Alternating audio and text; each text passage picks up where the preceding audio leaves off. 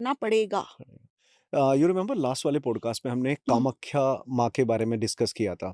सो मैं आपसे पूछूं देवी कामाख्या माँ की पावर क्या है? बिकॉज आज वो ना बहुत चीजें ट्रेंड में आ रही है और उसका सही मैं कहूँगा कि सही वे में ना एक्सप्लेनेशन नहीं मिल रही कहीं भी, या उन चीजों का कहते हैं ना कि एक चीज बता दी कि ये चीज पावर है। जैसे अब बजरंग बली को हम करते हैं कि बजरंग बली हुँ, कलयुग के चिरंजीवी देवता है और हुँ, उनसे सुपर में कोई भी नहीं है। हुँ, तो हमें पता है बजरंग बली का और हुँ। मेरा कनेक्शन जैसे है, ठीक है?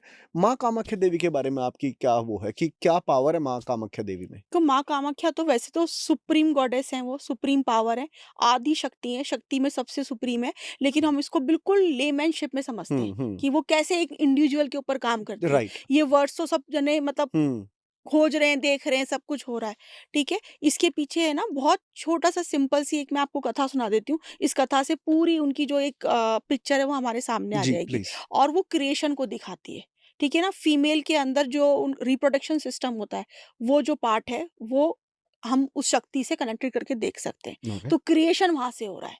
अगर सपोज़ अ ये वाला पार्ट फीमेल्स का अगर हो तो फीमेल फीमेल निकल आएगी, उसकी वो शक्ति खत्म हो जाएगी, हुँ, फीमेल वाली तो। हुँ, रिप्रोडक्शन सिस्टम ही अगर, तो वो रिप्रोडक्शन सिस्टम को ही सिंबलाइज़ आप माँ कामाख्या से देख सकते हैं।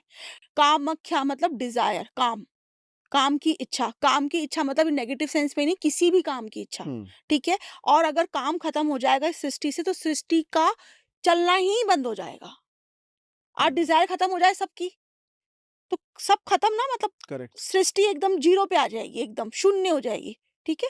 तो जब शिव जी और माता पार्वती की उनकी कुछ आपस में कहा-सुनी हुई, जैसे यूजुअली हर हस्बैंड वाइफ में हुँ, होती हुँ, रहती है, और वो उनकी किसी बात से रूठ के और वो चले गई छोड़ के उनको, और उन्होंने सोच लिया कि अब मैं बता ही दूँगी। जैसे वाइफ चली जाती है ना छोड़ के अपने हस्बैंड को, कई बार हुँ, हुँ, अपने म मम्मी के घर चली गई, और अब पता चलेगा, मैं जाऊँगी ना 5 दिन, घर जब खराब होएगा, व्यवस्थित चीज़ें नहीं चलेगी इनकी, हुँ, तब हुँ, समझ में आ जाएगा। हुँ। और हर आदमी को लगता है नहीं, नहीं कुछ नहीं, ये तो सब थोड़े दिन के वो हैं, सब चल जाता चल है। जाएगा। तो ऐसे भगवान शिव भी हाँ। उसी उस फॉर्म में हुँ, होंगे। तो थोड़े दिन, महीना 2 महीना बीता, धीरे, धीरे, धीरे जो है, क्योंकि पार्वती वहाँ पे बताया कामाख्या को, वो उन्हीं का फॉर्म है कि भई वो क्रिएशन है, वो डिज़ायर है, वो काम है, अगर वो जाएँगी तो सब कुछ रुक जाएगा। 1 महीने थोड़े समय बाद में ही शिव जी जो है वो एक तरीके से नीरस हो गई उनकी ज़िंदगी। हुँ, जैसे एक औरत चली जाती है, किसी वाइफ चल जाए, तो आदमी की लाइफ ऑटोमैटिकली नीरस हो जाएगी। वो घर जाएगा तो उसको समझ में नहीं आएगा मैं घर जाके करूँ क्या? लगेगा ही, आपकी वाइफ अगर थोड़े 1-2 महीना नहीं हो तो आपके घर का जो पैटर्न है वो पूरा बिगड़ जाएगा।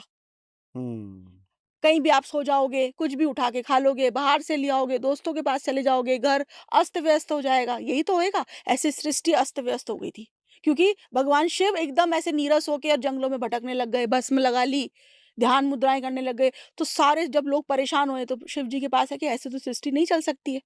ये तो डिज़ायर तो चाहिए, काम तो चाहिए, ये सब चीज़ें चाहिए, क्रिएशन ही नहीं हो रहा अब तो, हुँ, क्रिएशन ही बंद हो गया, क्योंकि करेक्ट। वो पावर ही चली गई अब। हुँ, तो यहाँ से ये जो कामाख्या वाली जो थ्योरी है, ये यहाँ से स्टार्ट हुई। इसके पीछे ये है, काम मतलब कोई भी चीज़, छोटा-सा बीज भी अगर फूट रहा है, पेड़ में बन रहा है, छोटा सैपलिंग बड़ा हो रहा है, ये सब कामाख्या मतलब काम की डिज़ायर है ये, क्रिएशन है ये।